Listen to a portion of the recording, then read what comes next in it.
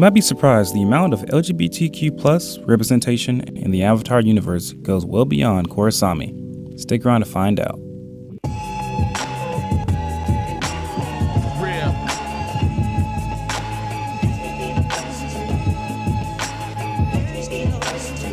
If you're new here, we do frequent Avatar videos, including episode reviews, theory, and character analysis, so be sure to hit that subscribe button for more.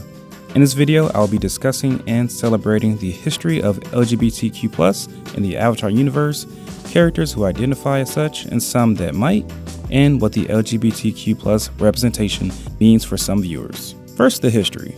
In the comic book Legend of Korra Turf Wars, we learn about the history of LGBTQ+ in Avatar and how the different nations view same-sex relationships. The four nations have varying views on the same-sex relationships. The Water Tribes, for instance, are open to it and allows it, but more in like a don't ask, don't tell kind of way. We see in Avatar: The Last Airbender and Legend of Korra that the Water Tribe society is one that is rooted in its cultures and traditions, and apparently same-sex relationships don't fall in those. The Earth Kingdom seems to be one of the slowest to accept same-sex relationships.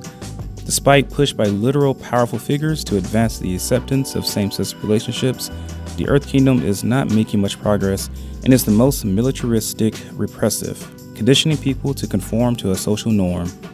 Fire Nation was once very open to same-sex relationships, but everything changed when the Fire Nation attacked. Literally. When Fire Lord Sozin rose to power, he enacted drastic changes to the Fire Nation treatment of same-sex couples. Not only was being in a same-sex relationship frowned upon, but it was a criminal act. Unfortunately, this mirrors real-world examples like the persecution of homosexuals in Nazi Germany during World War II. As for the air nomads, of course they were very open to homosexuality. In the air temples, men and women were free to love who they loved openly without any judgment. The air nomads were accepting of differences and embraced everyone no matter their orientation. That being said, it's my opinion they wouldn't accept same-sex marriage as they don't really embrace any marriage. Unless you're Aang apparently. You could say they are an equal, non-opportunity establishment. On to characters who identify as LGBTQ+, or maybe Kaya. First of all, the person who provides this information about the four nations' view on homosexuality, and that is Kaya. Kaya is shown as being a lesbian. She is a waterbender and more importantly, the daughter of Avatar Aang and Master Katara. Kaya spent much of her youth traveling the world to find herself. When she went on her first getaway with her girlfriend, she said she never felt more happy. When she came out to her father, Avatar Aang, he was nothing but supportive. Speaking of Aang, he is gay. Well, he was in a past life. To be specific, the lifetime of Kyoshi. Kyoshi was bisexual who openly and proudly loved men and women. That powerful figure I spoke of before who tried to change the acceptance of homosexuality in the Earth Kingdom was her. Despite the fact she was the Avatar and the most powerful person in the world, she was still unable to effect any kind of real progress. Perhaps just like Rava assured Wan that his future lifetimes and herself would continue the fight against darkness, Rava also assured Kyoshi that they will fight for LGBTQ rights in all her lifetimes. Korra would definitely be the Avatar to take up the mission of Kyoshi. Korra seemingly identifies as bisexual. She was first romantically involved with Mako, but that relationship fell through. In her time spent recovering from her near-death experience with Zahir, she realized she had romantic feelings for her former romantic rival, Asami. Asami was there for her when she wasn't even there for herself. She would write letters to Asami only, and she would write back. Asami. As for Asami, she also identifies as bisexual. She dated Mako on and off until their relationship ended. Like Korra, Asami realized she had feelings for Korra during her 3 years away. She tells Korra afterwards, those 3 years were the longest of her life. Air Nomad Monks. In Turf Wars, there is a quick flashback to the air temples before the Airbender genocide.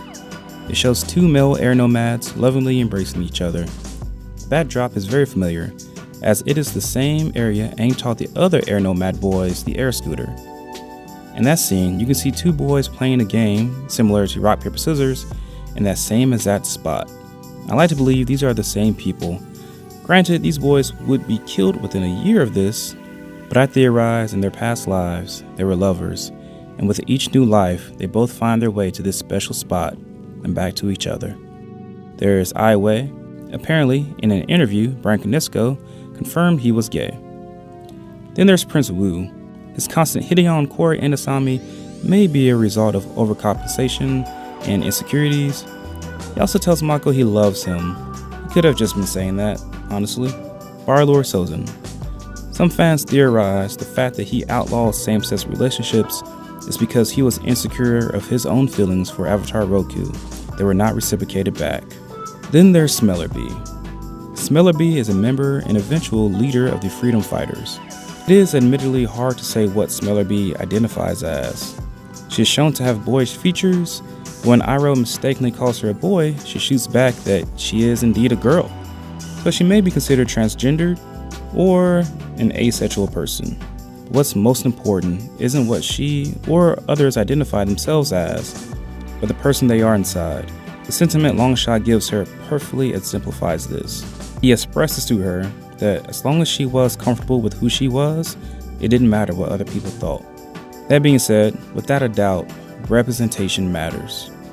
As a black man, I often feel underrepresented in media and can sympathize with the LGBTQ+ community with regards to lack of representation. So while I didn't expect Korrasami to happen, I was more than happy for it to be canon. Co-creator Brian Konietzko said of Korrasami, "I have bragging rights as the first Korrasami shipper. As we wrote book 1, before the audience had ever laid eyes on Korra and Asami, it was an idea I would kick around the writer's room. At first we didn't give it much weight. We never assumed it was something we would get away with depicting on an animated show for a kids network in this day and age, or at least in 2010. How do I know we can't openly depict that? No one ever explicitly said so. It was just another assumption based on a paradigm that marginalizes non-heterosexual people. If we want to see that paradigm evolve, we need to take a stand against it. Was it a slam dunk victory for queer representation? I think it falls short of that. But hopefully, it is somewhat significant inching forward. But this particular decision wasn't only done for us. We did it for all our queer friends, family, and colleagues. It is long overdue that our media, including children's media, stops treating non-heterosexual people as non-existent or as something merely to be mocked. I'm only sorry it took us so long to have this kind of representation in one of our stories. As for the actresses who play Korra and Asami, their reactions were quite positive. On the JV Club podcast, hosted by Korra actress Janet Varney, Asami's voice actress Seisho Gabriel said Brian Konietzko took them aside and told them about Korra and Asami's relationship, and they were very excited about it. But myself, the creators, and actresses are all seemingly heterosexual. At least I know I am. So admittedly, our opinions aren't as significant as a queer person's. So here are some of their responses. One person positively states that their relationship felt real because they supported each other through thick and thin. Another expressed, "My opinion as a bisexual woman, the character of Korra itself was powerful in showing female empowerment, especially as she blurred the lines of gender representation, having the small scene at the end alluding to her sexuality and relationship with Asami was inspiring. I personally think that it is a great way to portray that being bi LGBTQIA is a part of my identity, but not all of it. I mean, showing her going through her everyday duties as Avatar and also just being her portrays how being part of the LGBTQIA is an aspect of identity like any other aspect or culture and ethnicity is. It doesn't make us any less human. It was such a great step, especially for a show that teaches acceptance, understanding, and unconditional love to show a bisexual, if not lesbian, woman."